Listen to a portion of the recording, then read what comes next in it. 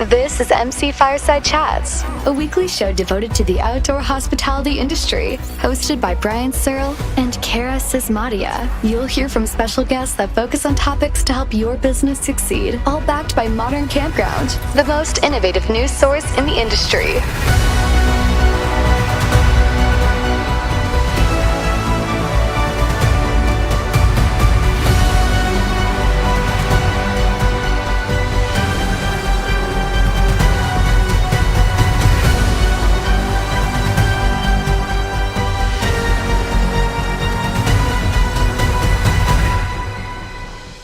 Welcome, everybody, to another episode of MC Fireside Chats. My name is Brian Searle with Insider Perks and Modern Campground and whatever else I decide to do this week. Super excited to have you guys back here again for another recurring episode full of campground owners normally, but like everybody's missing, delayed, scheduled in airports. It's a really weird week. But we do have Scott Knepp here, who's our one recurring guest who managed to show up here from IVEE Group, who is a property management company. They work for, 15, 20 parks. Is it something like that, Scott? That's right. Yes, sir. Growing every single day. So super excited to have him here and his expertise. Pleasure to be here. And then we've got Jake and Tom from Swan Lake, co-founders of Lagos Collective, and they're going to talk to us a little bit about their park and what they have going on there in Minnesota and some cool things like that. I have notes here, right? I'm literally reading in Slack because I don't come prepared to the show, which I should. But anyway, it says Lagos handles guest experience, technology implementation, landscaping, interior design, lots of other things that they're going to like everything basically. Is there anything you guys don't? Yeah, that's just a way to say that it's owner operator. We, from a guest checking in to the website to the toilets, it's all on us. So we're a one park independent small campground. I think 35 sites, 5 cabins, and so. This is something we dove into 2 years ago and have been attempting to get our feet under us and make sense of it all. But we've had an absolute blast ever since. Well, I've been doing this for 13 years at a marketing agency, and I still don't have my feet under me and haven't figured out what I do on a daily basis. So, I mean, good luck, but I understand what you're talking about, right? So tell us a little bit about doing everything, putting all the hats on, because that was me for the first 8 years. I did it all by myself. So, so tell us a little bit about Lagos Collective, Swan Lake, and what you guys have going on. So the unique part of Lagos Collective is that there's actually 5 of us, 2 of us on right now, but there's 5 of us total.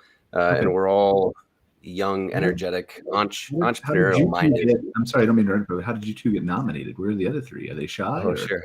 It's not as important. So Tom lives here full time on site, even when we're closed for 7 months of the off season. But him and Anna live on site. Anna's another member. And I live in Fargo, about an hour away, so I kind of commute to work back and forth from there. And then the other 2 are based in the Twin Cities, and they help with administrative stuff online as much as they can. One of them is a ceramics expert, so he makes all the ceramics for the cabins and our lodging. And the other one is Andy, which is Tom's brother, who's actually out in New York, who has worked for startups and app-based companies. So he's vital in terms of our online presence. And things like that. So Lagos Collective is 5 of us, and we just run this one private campground, Swan Lake Resort and Campground. And it's the only thing that we're focused on right now. There's a few of us that have other professions, but Tommy and I are the only ones crazy enough to drop our jobs, our day jobs, and just fully dive into the campground world. So we kind of take on these, podcasts and things like that to try to explain what we're doing here. All right, I was just giving you a hard time. I really wasn't going to try to put you on the spot. But so I'm super curious. Let's start. I want to talk about the campground, but let's start with Lagos Collective. How do 5 people come together to start a campground? Yeah, Lagos Collective is almost a pseudonym. It's like an identity that I created, that I guess we created, and that I use as like our personhood online, because we don't want it to be under any one particular name, Tom or Jake or Anna or Andy or Francis. That makes things easy for setting up social media accounts. I know Facebook doesn't always love that you don't use your real identity, but the idea was that we would all own and contribute 20% equally. A couple of years back, Jake and Francis and I had been a little frustrated paying rent and really kind of wanted to find a clever solution out of that treadmill. And we had histories of van lifing, I think, for a couple years. Mm-hmm. And I had just been super curious about the tiny house movement. And so pre-COVID, we like sat down in the living room and made a pact that we were going to buy a plot of land and little by little kind of create a community of sorts. And COVID hit. Everyone was working their careers. Jake's a strength coach. I was a technology consultant. Francis was a ceramics artist. And then COVID just shook things up. And I ended up getting laid off from that. And that was the catalyst for me to start building a tiny house and actually start taking the plunge into pursuing, my dream or my current curiosity. And very quickly, Anna, my girlfriend, it was, curious to know, where are we going to park it? Where are we going to live? And so that question started to trigger the second half of the equation, and we needed land. And we were starting in Minneapolis and slowly searching for an acre or two on water. Jake grew up on a lake, and it was really important to have this romantic feel to it. But we struggled to find affordable real estate that had utilities and really the bare minimum that we needed to start this project of ours. And kind of by happenstance, we found a small campground on Zillow, and that kind of turned a light on for us. And we thought, wow, this is actually what we wanted. We just didn't know it already had a label. People had already invented it, and they call them resorts or they call them campgrounds. And Right. so once that was made aware, we quickly ran and started Googling all over the place and ended up finding a listing and found a broker that said, if you don't have a lot of money, you can still do it as long as you have confidence you can operate. There's tricks, there's seller financing. And so to accelerate the story a little bit, we knew we didn't have the funds, and we grabbed the team and said, hey, this is something that we want to do. Let's buy a campground and run it together. And that was January of 2020. I want to say October 2020 of 2020. Yep. And then by January 1st, that one deal fell through. We found Swan Lake, and I think within 3 or 4 months we closed the deal. We went through SBA 504 loan, but we basically just ran with the campground idea and have been drinking from the fire hose ever since. Is it exactly like you hoped, or have there been surprises and shocks along the way? Or So I think that what we were looking for in a plot of land, was to build a workshop and to have all of us work out of, to have little cabins that we let out of, and buying a campground was just like a huge accelerant to all the dreams and hopes we had of this land. Kind of all just came true through a campground. We had a beach, we have boats, we have pontoons, we have workshops. And so we're all of a sudden just in our dream, what we thought was maybe a 5-10 year dream. We're all of a sudden just running it. And May 20th, they handed us the keys, and we were just in the middle of a season of operating, a fully functional campground.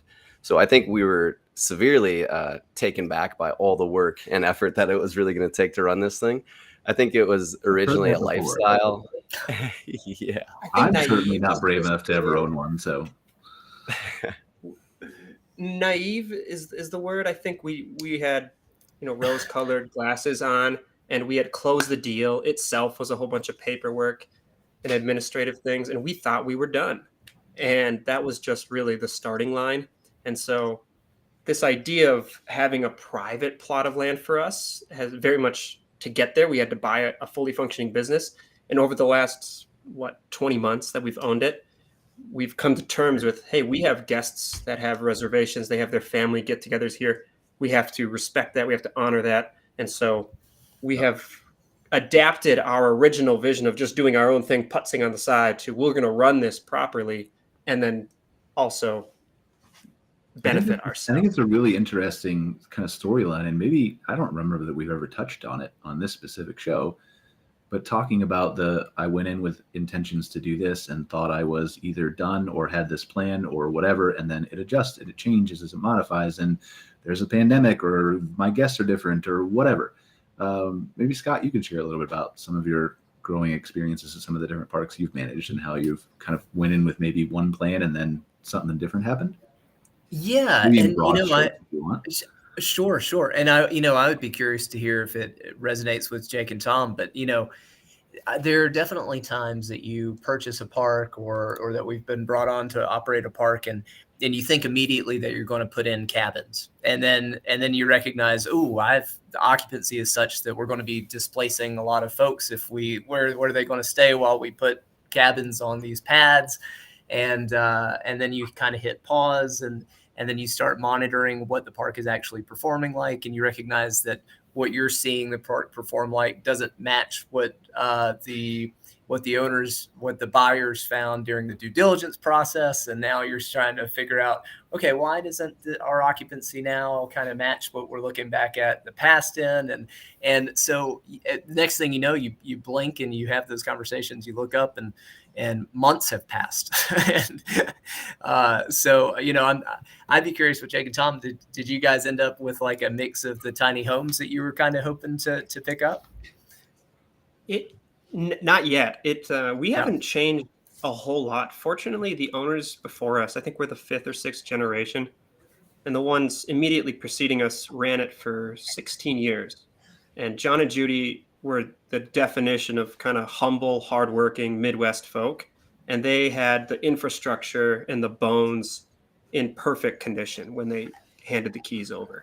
And that was we are still now just realizing how lucky we were, because we went in kind of blind. We didn't know the gamble we were taking with all the stuff underground and what condition it could have been in. Yeah. And even then, with solid foundations, there's been a lot of operational, admin, marketing stuff just to kind of modernize the current stack. And we haven't added on the glamping units, the tree houses, the yurts.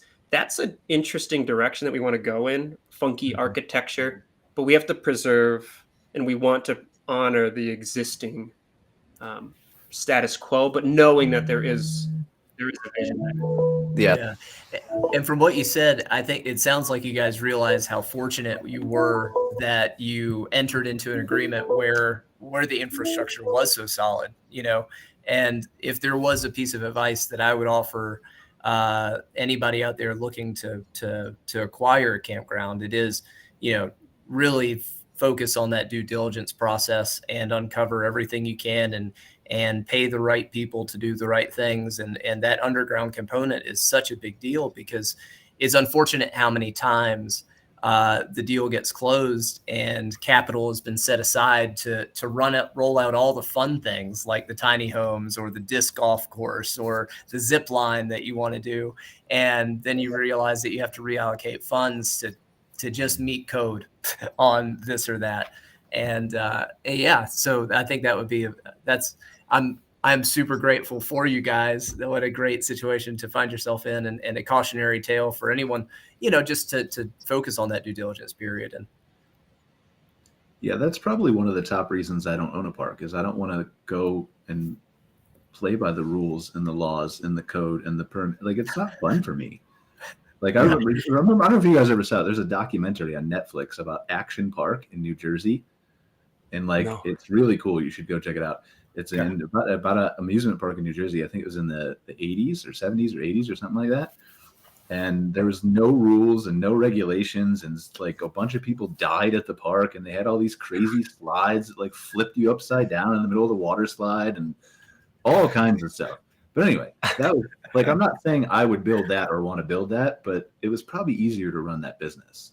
They probably And like you said, Brian, like to play by the rules. We actually found that we kind of had to play by the guests' rules.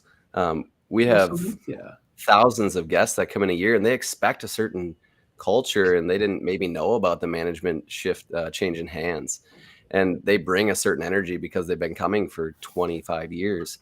So we actually found that we had to kind of sit back and see what our guests were bringing and what they were expecting first, because we had for sure grand plans, like we're going to renovate these cabins.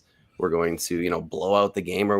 And it's like, but when are you going to do that? On Saturday from 9 a.m. to 2 p.m.? Probably not, so, and then it gets cold. So I think we were humbled by, we had to take in what people were also bringing to the campground and what they were expecting before we can implement really anything. Before. Go ahead, Brian. No, go ahead. But before getting into campgrounds, my background is hospitality management, and I've worked with a lot of the major hotel brands. And one of the things that really surprised me is the level of ownership and the strength of the community in campgrounds. I mean, more so than any other sector of the hospitality industry that I've seen, those guests have relationships, they keep in touch. They have Facebook groups, and there's a high degree of ownership to the point that, even at some of our parks, the managers will get involved with planning activities and things of that nature. And they'll say, oh, no. We've put a committee together. We have someone responsible for our activities. We're good. Let us, we'll do our thing. And it's a really cool aspect of the industry, I think. But to the point, it doesn't always, it's important for an operator or for an owner to find out, how do you align with what the expectations are? How do you put your vision in alignment with and get those mutual goals accomplished? Totally. And we have 20 seasonal spots as well. So, we have people that have been there for years and years, and that's their summer cabin per se. So the expectations there are even, they use the bathhouse every day and expect it to be a certain way, and they use the grounds every day. And so it was definitely walking a bit of a tightrope and just getting to know people and what they expect initially. But now that we're 20 months in and we kind of start to implement our energy and people know what to expect from us, finally this season, it seems like we can start to do these renovations and make these changes, because now people have been coming for 2 seasons with us. And they know what to expect. They know where we're going. We've been very clear with that, what it's going to look like in the future and what we plan to do. So it's been nice to finally be able to implement our own voice when we thought we would just be able to do that right away. If the land was just ours, nobody was on it, we can do whatever we want with it. Not so much the case. And I think we were pretty optimistic in how much you can get done in a window of time. The days go so fast. That first summer was like an odd time distortion for me. I'm 30 years old now, but that summer felt like a decade. I don't know if it was the 14, 16-hour days or the massive influx of new tasks and what is a water heater. We had never bought a house, and so it was home ownership on steroids under the microscope of guests with a time crunch, and it just. I loved it. I loved the energy. I felt more alive than I had in a long time. But it was the most work I've ever done in my life, hands down. Yeah, that's what fuels me, honestly, is like new challenges and new experiences and learning new things and doing new stuff and keeping busy. Like, I'll get bored. Like, when we started this company, I was just doing social posting and review responses back in 2009, 10, whatever else, right? Like, very quickly, I need something new. I need to learn new tech. I need to learn. So this, like, the AI stuff is, Scott knows, is fascinating to me. Like, I've learned it all. But it keeps my interest. And so he really has. Brian is actually AI, and he has downloaded into his bald head all the internet. And yeah, I know. It's really fascinating. We should actually do this, because I've had it sitting here for a minute. We should actually have fun for 2 seconds, because I don't even know if this is good, but it's been sitting here because I was going to do it on the show. Like, I read, have you guys ever heard of Seth Godin before? Yeah, he's on LinkedIn. He's a pretty famous marketing guy, wears yellow glasses. Anyway, like, since 1998, he's been writing a daily blog that comes in an email and format. It's really insightful stuff. Sometimes it's about marketing, sometimes it's about life, whatever else. But he wrote one the other day where he said, it was a couple weeks ago, right? It was basically about talking about AI and how pre-2020, like 2023 on, is the moment where you don't know whether anything is real anymore. Whether the content or the video or me talking on this show or my voice or like, really, like, it's all possible now. And I think that's really, it sounds paranoid until you see that it can actually be done. And really what the point of telling people about that is just to make them aware of it. So, like, I threw together this clip, I don't know, a couple weeks ago, in about 30 seconds before the show. Excited to welcome everyone to another episode of MC Fireside Chats, sponsored by Fireside Accounting. Today is our open discussion show, so please. So that took me probably half a minute to clone his voice and upload it and tell him what to say. Now, I should say, for this specific episode, it is not sponsored by Fireside Accounting. So that is my bad. It is sponsored by Firefly Reservations, which is a good transition to our sponsor for this week, who runs campground and RV park reservation software. So if you're in the need for something like that, then they are great people, and we really appreciate their support of the show. But it is interesting, and I think it's important for people to pay attention to. I don't know. Like, I don't want to choose the whole conversation AI, but I think this topic goes way beyond campgrounds and resorts. This for sure it does. Generative AI, this synthetic media, I think has global political ramifications. It is a scary world, in my opinion. I think it's the biggest problem facing humanity is this idea that one does not know whether it was true or not, and our detection methods to verify its authenticity have a lag to them. And so if there was an election in 4 weeks and a clip next comes year out in 2024 that would decide the fate of the whole entire United States, perhaps? Yeah, with video, and it ends up being a bad actor producing content, political or otherwise. Even if it takes a week to debunk, with another AI algorithm that can monitor the file, it's too late. The damage is out, the genie is out, and so I don't know how folks are going to decipher reality versus non-reality. Yeah. So it's a really interesting topic, and I don't want to make the whole show about AI, but we are light on guests, so I guess we can talk about it for a second if you guys are interested in the topic. Yeah, totally. But it is like, I put that together in 30 seconds. I could like very easily make Joe talk and move his head in 10 minutes. Like, I watched a TikTok video, I think a couple weeks ago, where somebody put together like a video game, like you're watching somebody play a video game for Minecraft, and it was a TikTok video, and in the bottom corner they had Biden, Obama, and Trump trash talking each other and swearing and saying like, watch out for the spiders, and like their heads were actually moving and talking with headsets on. And this is all possible today. Man. And so, like, yes, AI, you need to be aware of what it can do so that you can try to defend against it. But also there's a lot of positive that comes out of AI too. I mean, don't just think about the negative, and I've exposed Scott to a little bit of that, with just ChatGPT, but the amount of, like, you're talking about all the things you didn't know, right? And I was showing this to my maintenance guys who were at my apartment the other day outside in the hall working on somebody else's unit. And I went on and said, have you guys seen this? Like, check it out. Like, you can just ask it what's wrong with the dishwasher, ask it what the water heater is or needs, and it will just tell you.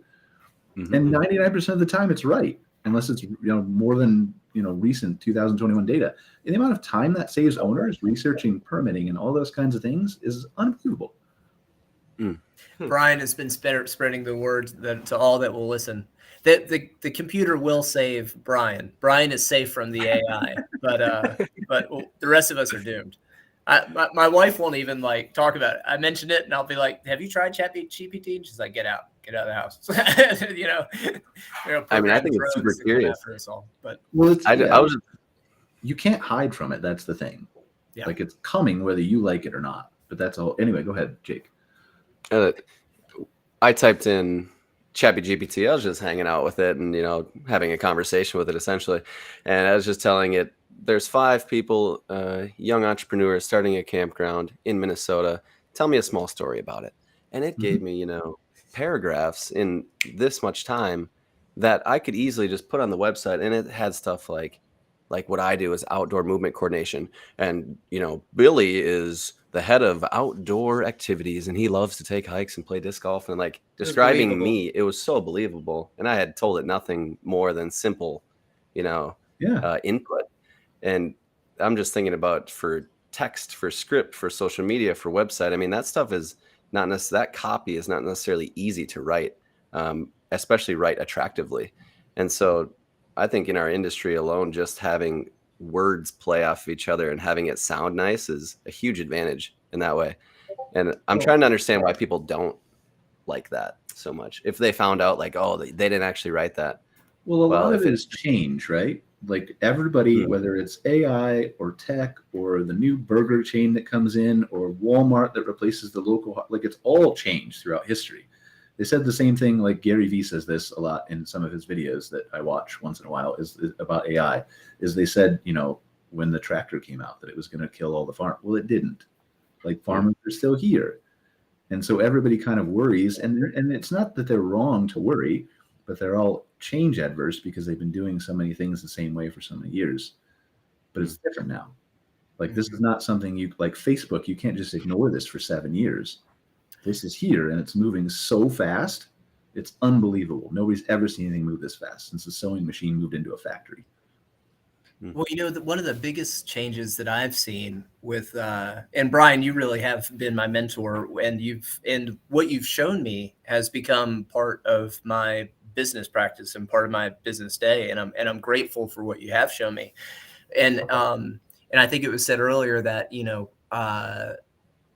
there is obviously so much out there, and right now, 2 months ago, prior to knowing about ChatGPT, if I wanted to research the legislation or code or permits required for a campground in a given state, you're putting that into Google and you're trying to find, okay, what voice do I trust? There's 30 web pages here and some look credible, and I'm making that decision based off of how good the graphics look and how sophisticated the font is.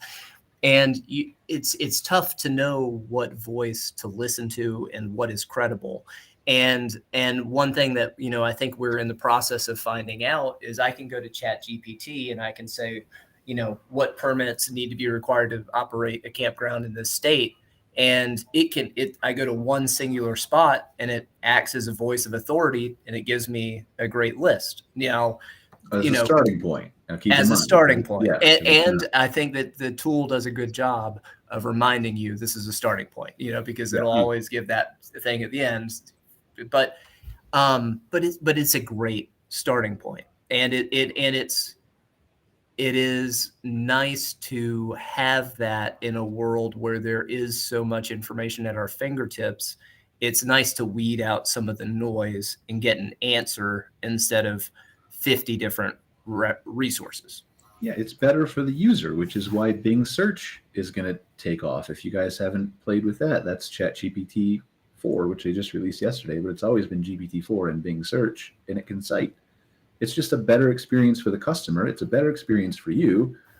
Like, there's no reason to search in 10 blue links anymore. It hasn't been modified or changed in 24 years since Google launched.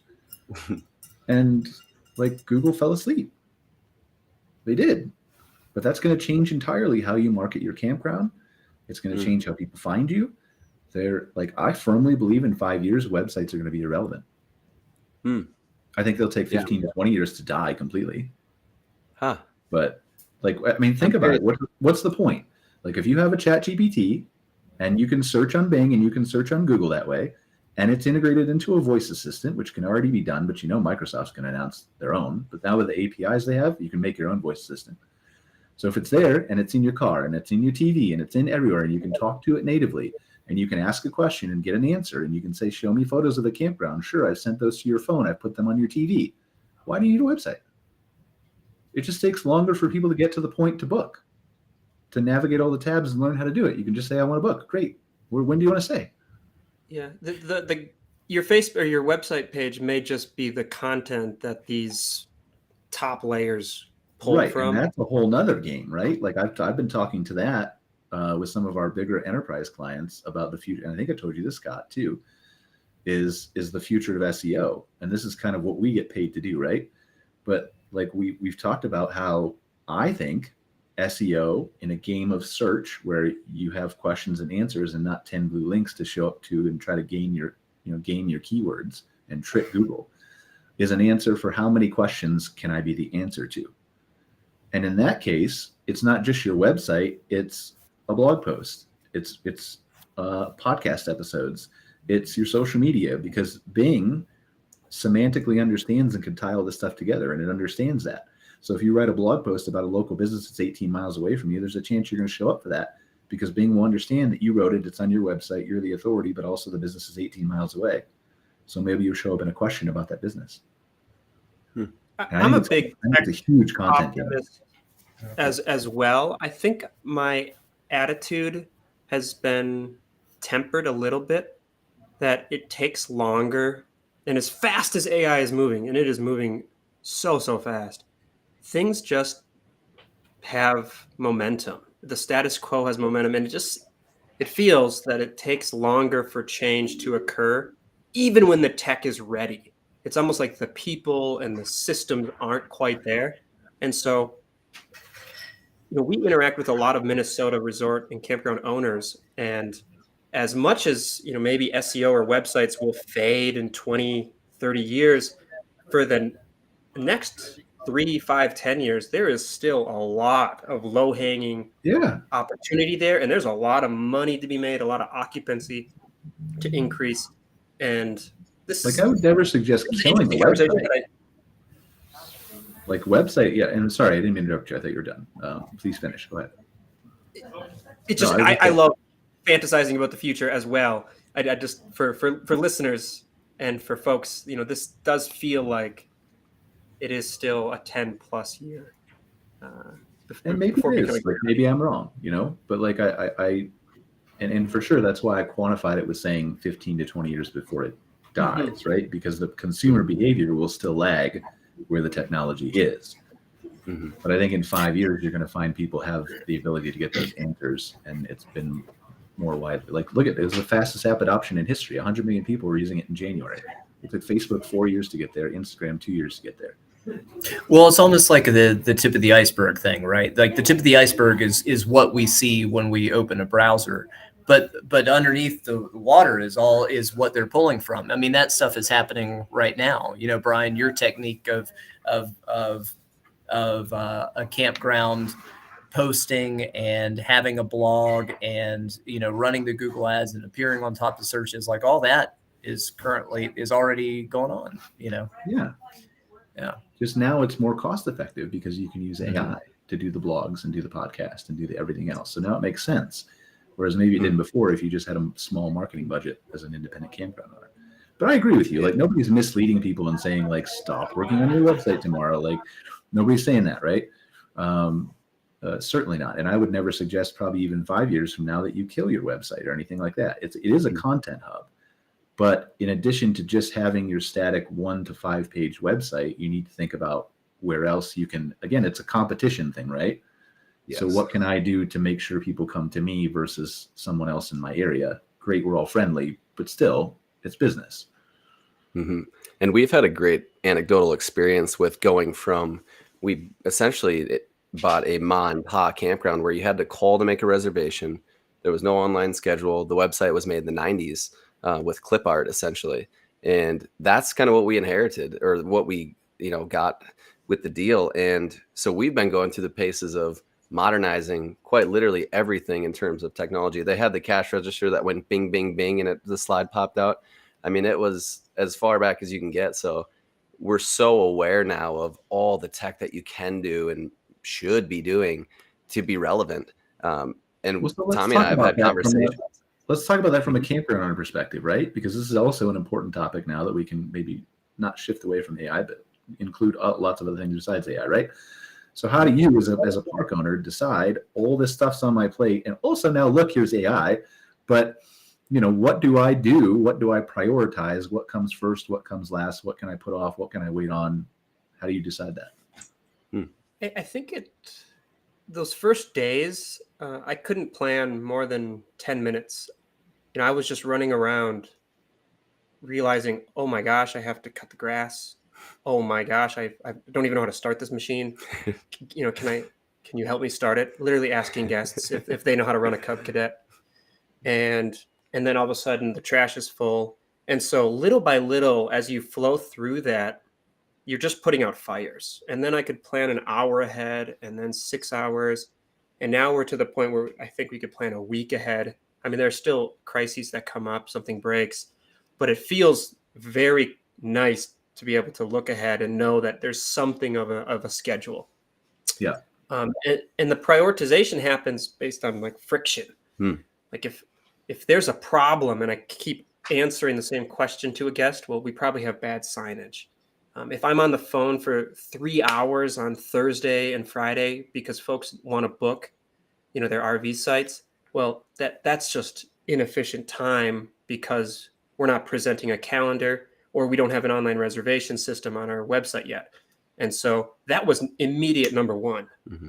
we knew that I cannot spend 2 or 3 hours a day on the phone with guests looking at calendars when I have a million other things in my physical environment that I need to do. And so when we talked to other resort owners, some of them were pushing back and saying, no, it's super nice to talk to guests, to vet them. And I kind of nodded along, but I knew in the back of my head, there's no chance I'm going to do this for the next 20 years. Right. And so in the middle of our first season, I came from a technology consulting implementation software background. And so we picked a vendor, we ended up running with CampSpot, and we launched it. So we ported over old reservations, and it was just such a sigh of relief, because as soon as we go live and the system is configured and the lights are on, there was an immediate, 2 hours of my day every single day back. And so that was number one. And it just, we knew that was number one, and it was because the amount of friction that we were encountering. Look, we have a new maybe AI person joining us. Joe, can you prove you're real? Oh, sorry. Can you prove you're real? We were having a discussion. I'm real. Hey, Joe. That's exactly what an AI would say. So Joe is one of our recurring guests on the show once a month here. He runs At My Community. They make really cool apps for campgrounds and stuff like that. So welcome, Joe. We were just talking a little bit about Lagos Collective here. They own a park in Minnesota. 5 people came together, did some really cool things, found out some really cool things they thought they didn't know. Basic story of the campground ownership, right? Mm-hmm. But it's definitely been interesting. And then we have Scott here as well. And then we delved a little bit into, well, we always end up on AI somehow because I'm obsessed with that. And then we pivoted back to you, Brian. I mean, I'm sorry, I can't help it. It's interesting and it's impacting everything. But so anyway, what's on your agenda, Joe? You're going to Waco soon, right? It's trade shows. Yep. I actually leave tomorrow to drive to Wisconsin for Waco. And then as I tend to do every year, drive over to Michigan right after that to do the Michigan show in Mount Pleasant, Michigan. So trade show season in full effect. I'm doing 4 or 5 this March. So it's been pretty busy, and it's all encompassing. So between that and also it's my busy season. It's the times that all of our customers are wanting to go live and get their apps in the App Store right before their season starts in, end of April, end of May. So that's pretty much taking all my time. I don't have as much time to delve into AI, but I have been playing with some things that's been very helpful. Yeah, don't tell my employees that I have that time to delve into AI. They don't know that that's all I do all day and don't do anything else. But how have the shows been so far? The shows have been good. There's been good attendance to them. I didn't go to NCA last week. I heard it was a good show. But Ohio, I thought was great. It went really well. We met a lot of new campgrounds that I hadn't met before.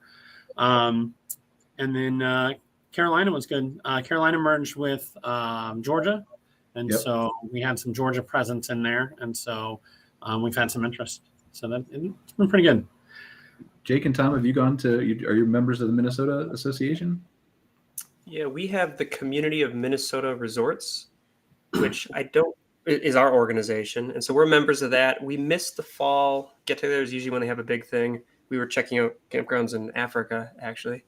And so we missed that one, but we'll be at the spring one coming up here in a couple of weeks.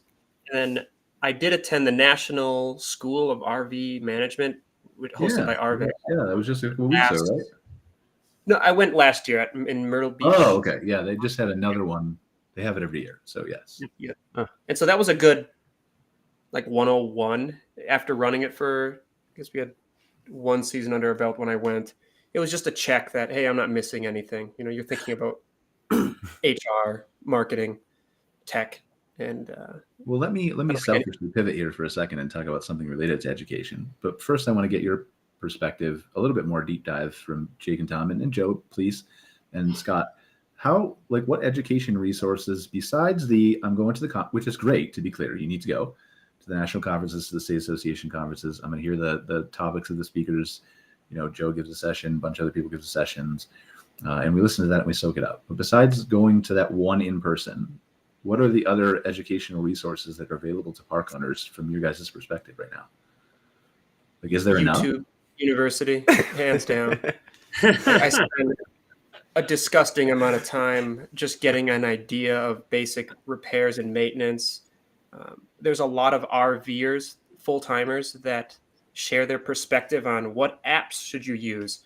And so when I'm figuring out how, hey, we want to boost occupancy, how do we get our name out there? I know the internet is the tool to do that. The internet is vast.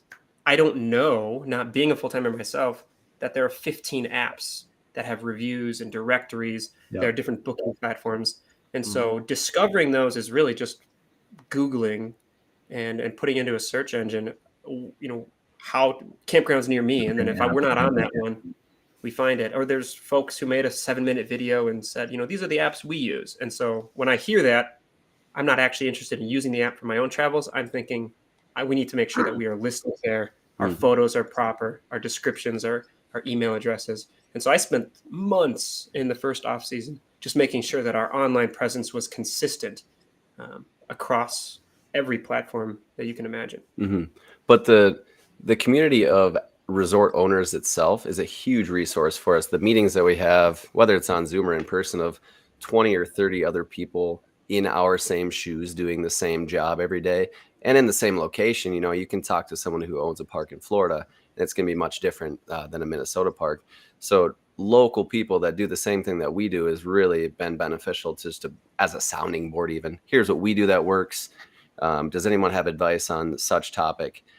So that's been really beneficial for us. And we're finding that there are a lot of ma and pa and older generations running these places. So we've been in these meetings, and now we're always thinking so vividly that we're starting to find ourselves like outreaching. They're not talking about these current topics or these certain activities. So it's interesting to hear other people doing the exact same thing. For me personally, that's been the best resource. Yeah, we lurk on a lot of Facebook groups. There's probably like 6 RV campground operator Facebook groups. And so, set up a social media presence, and then, wow, hey, either this group was recommended to us or in a random search it appeared. And so that's actually been good to just consistently read through that, because a random post will talk about how to handle, fish guts and, you should freeze them and dispose of them. And, instead of letting them get stinky throughout the day. And is that really a post? I want to go back and read that. That is a post, and that was a real problem for us in this summer. It was huge problem. Random stuff we bump into that I never would have expected in my life.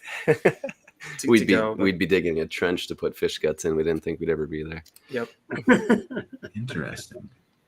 And we have a customer in Minnesota, and they have a fish gut station, and I don't know exactly how they get rid of theirs, but I saw that post and I thought, that's interesting. The first dollar that Swan Lake ever spent, besides incorporating as an LLC, was actually to rent a backhoe from the local general rental center. And we rented it, trailered it, brought it to Swan Lake before we had ever even signed the paperwork, knowing that we were going to sign, and dug a 6-foot trench in anticipation for the first summer that we would have to dispose of guts. So we are intimately aware of how stinky it can be, especially when my absent-mindedness and I miss a day. It's not making me want to buy a campground anymore. So. Well, we stayed at a campground in Minnesota, and I was surprised. So we don't full time, but we've done 4 months on the road, 3 months on the road. But I was surprised at seeing all of the ice castles that are also RVs, and that was something that you just never see if you're anywhere. Well, really, us in Minnesota, it seems.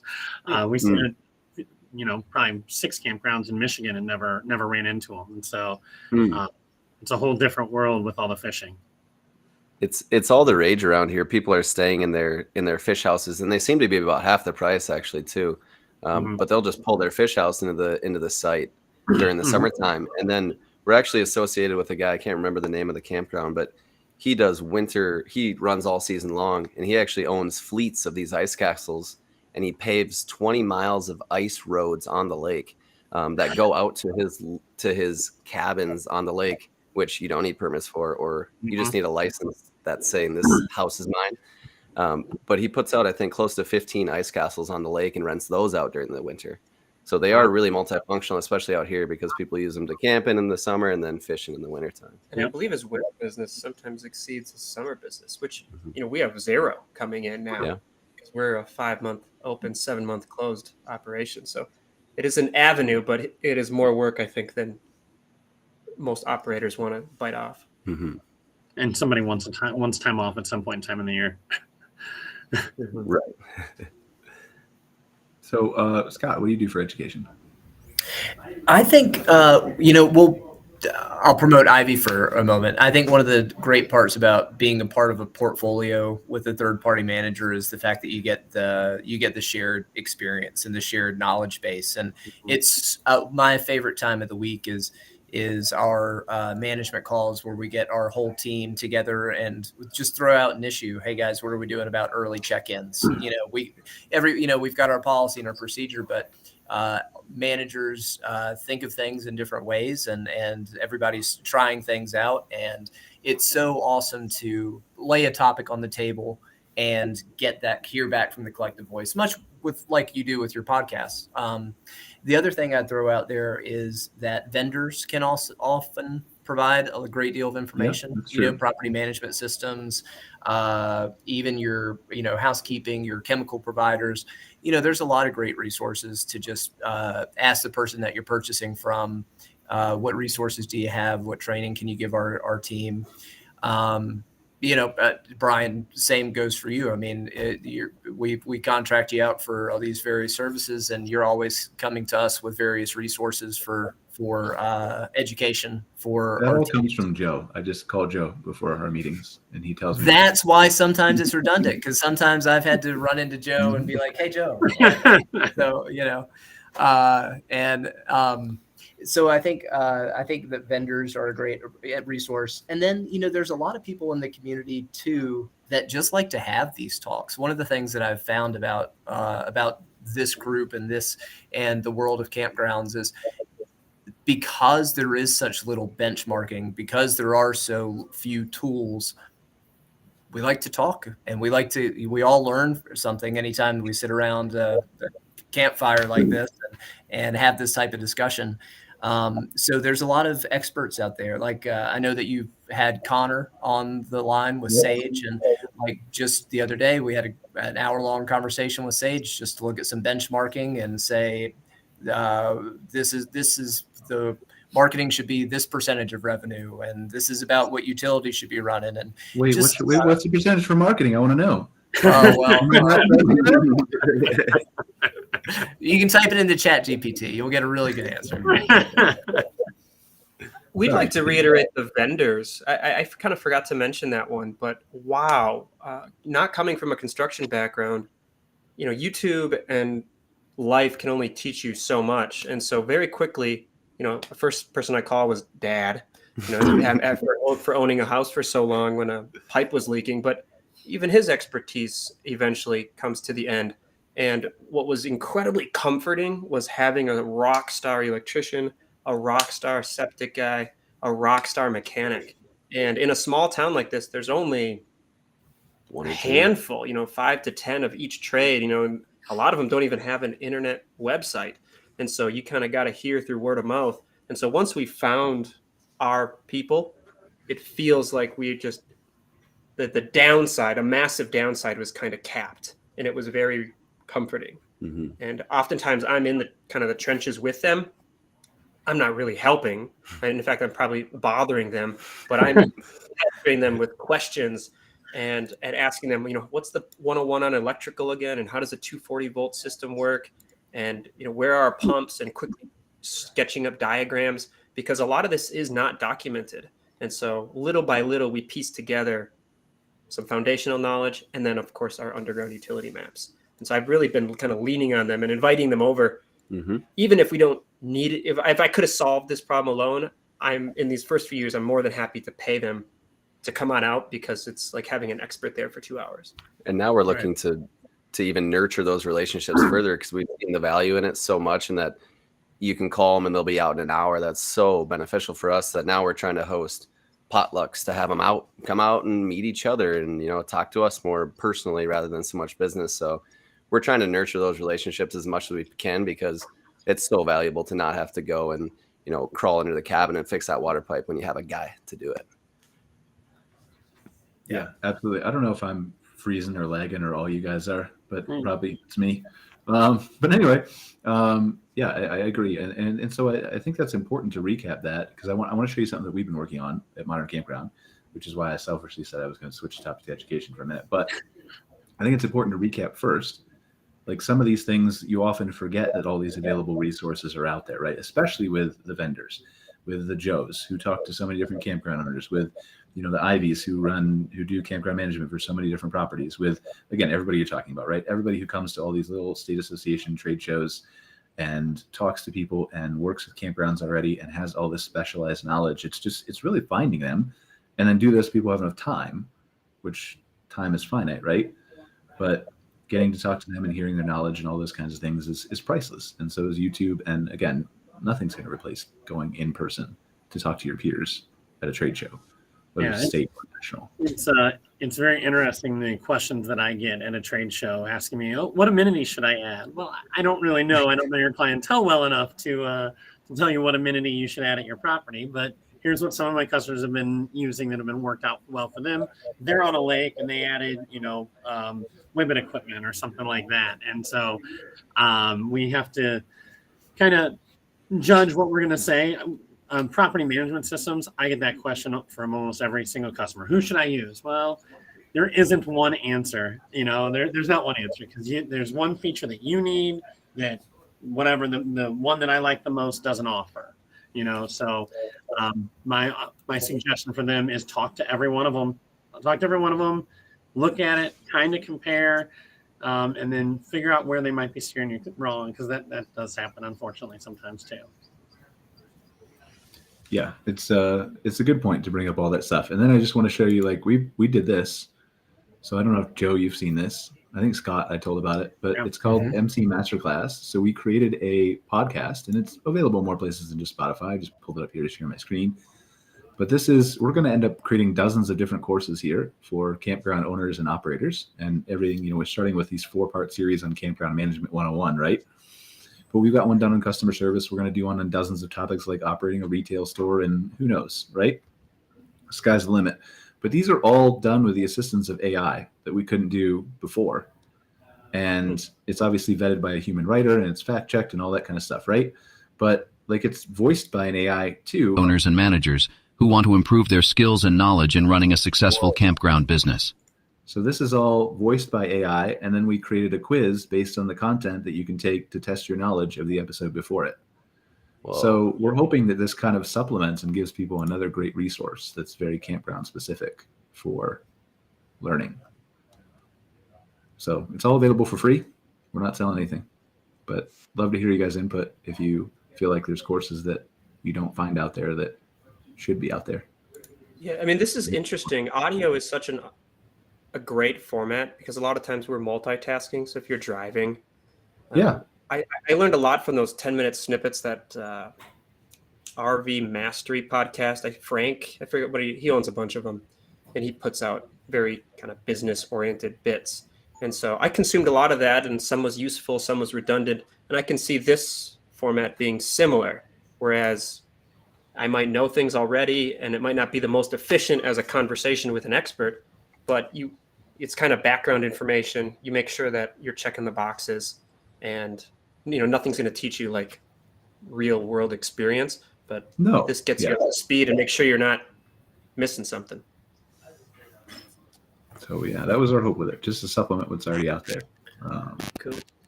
But yeah, I think it's really cool, because there's a lot of, we speak with a lot of people, obviously, as Jake and Tom informed us at the beginning of the show. A lot of folks get into it and then they, oh my gosh, I had no idea. And then let's call a third-party management group, and hopefully IVEE management group is the group that they call. But it's there is so much, and people are so hungry for information. I thought that was put so great. Audio is,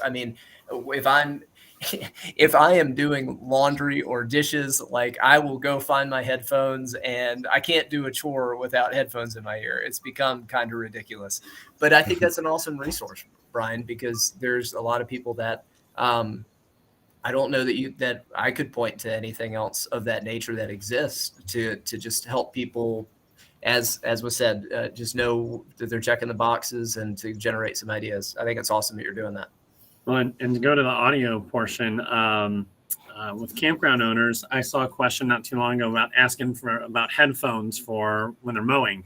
And I have 5 acres, and so I spend a lot of time on the mower with headphones as well. And so I would imagine campground owners and managers have that need. Yeah, and it's not a be all end all, right? It's a supplement to everything else that we've already talked about. But I wasn't aware of anything comprehensive podcast wise long, like these are hour-long deep dive courses into this different stuff.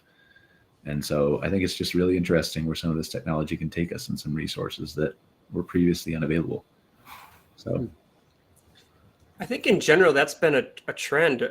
20 years ago, I feel like these campgrounds were very simple.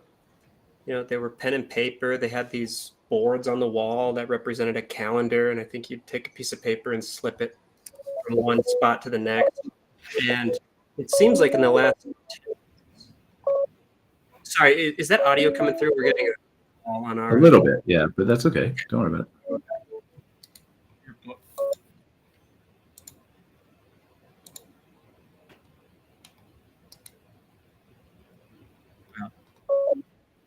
It'll end here in a second. I'm sorry, Brett.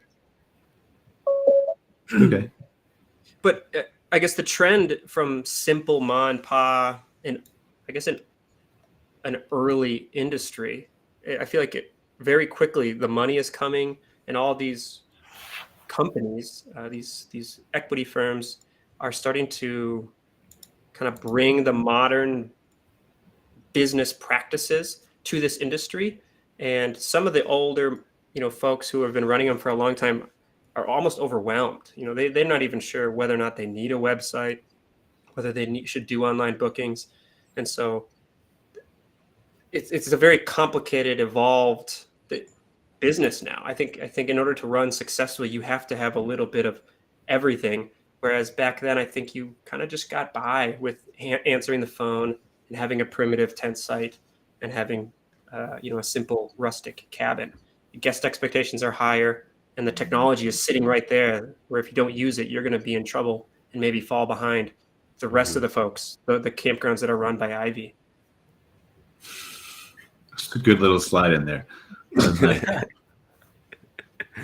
But yeah, I completely agree. And I'm excited to see where this goes. And, again, whether it's AI or it's online reservations or it's talking to it, like it's just the opportunity to level that stuff up is available now in so many different ways. And I think technology just supplements it in one more way, but maybe gives us that extra boost that we need or extra incentive to learn something new, to change it, to level up our campground or our revenue or our guest experience or whatever it may be, right? We'll figure out where to bury fish guts.